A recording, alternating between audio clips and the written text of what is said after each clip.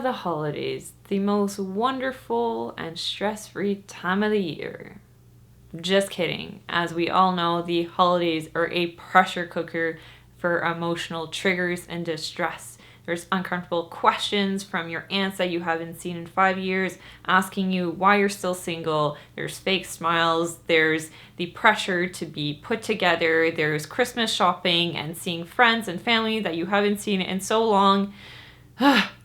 So today I want to talk about why the hell the holidays are so hard for most people, but more specifically folks who have BPD, and how can we help cope during these very stressful times.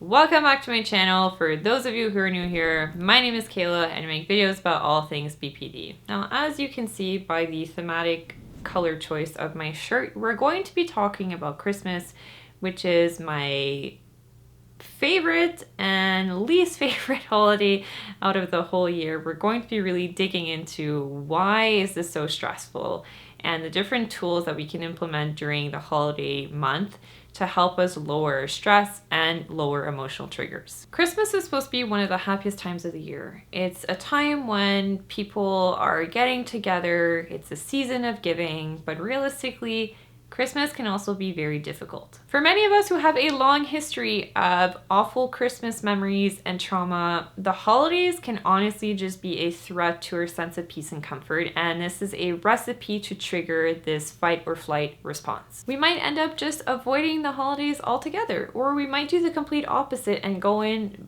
guns blazing, just on high alert for all things to go wrong, and it's really, really hard to enjoy our time with family and friends when our brain is constantly looking and scanning for danger of things that could hurt us. But luckily for you, if you know that the holidays are a trigger, you can act proactively and get prepared ahead of time. So what can we do to mentally prepare ourselves for the upcoming very stressful weeks? The first thing I will recommend, and this is really, really important, is to not beat yourself up. I know it's really easy and really tempting to do this, but trust me, it's only going to make things worse.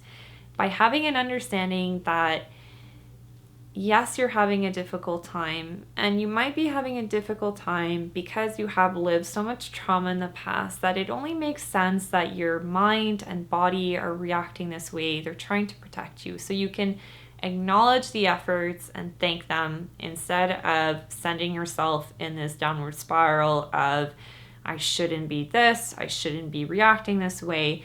All this is doing is adding shame to the cycle and increasing your emotional volatility.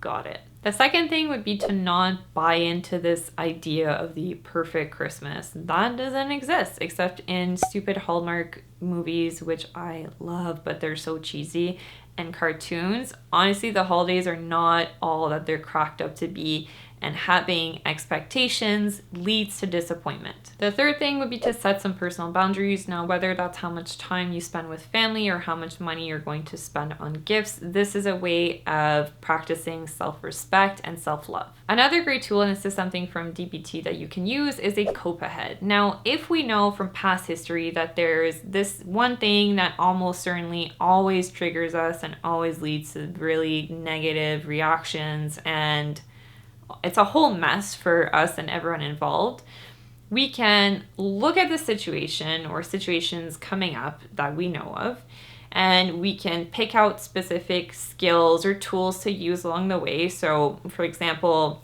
if you have a bunch of obligations that you need to do over the holidays, try to cope ahead by scheduling some time where you can go home, unwind by yourself in between those obligations so that it's not back to back to back to back stress.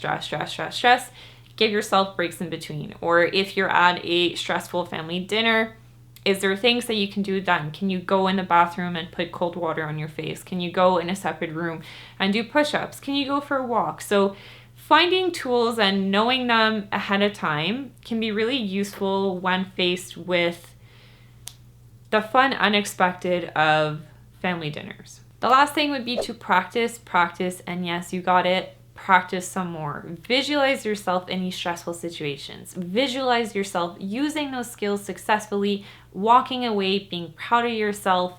So by visualizing the positive and practicing things ahead of time, we're not building up fear and apprehension of the holidays. We're coming in with a sense of confidence that we can take this on, that we have the appropriate skills and tools, and we have support from people in our lives that, although it might be difficult, we are capable of getting through it. Remember that the holidays can be a really difficult time for many people. Do not personalize this experience to just you. Don't say, oh my God, this is just me who's having the worst Christmas ever, and my family hates each other, and I have no one, and I wish I could be like all my friends who have this perfect little Christmas with matching pajamas and family photo shoots and tickling each other. First of all, that's weird, and it's not the norm, okay? So get that out of your mind.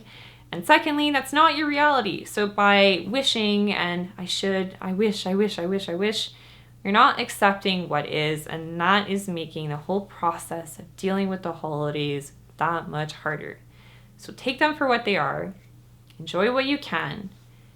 Do the things that you know you can to cope with the stress and the difficulties of the holidays. And the rest, the crappiness of it, acknowledge it, show yourself compassion, and leave it. As always, I would love to hear from you in the comments down below. Let me know what you liked, what you didn't like, what you would like to see more of. And of course, if you found this video useful, be sure to hit the like button down below, because the more people like this, the more YouTube shares it, and the more that we help to spread awareness about BPD. If you're not already, I encourage you to hit the subscribe button down below, as well as the bell notification up top to get notified when I do post more videos every Monday. On that note, I wish you all a great holiday season. Take the tools from today's video, put them into practice, and it's going to be great. Thank you so much, and I will see you back here next time for another episode of On the Line.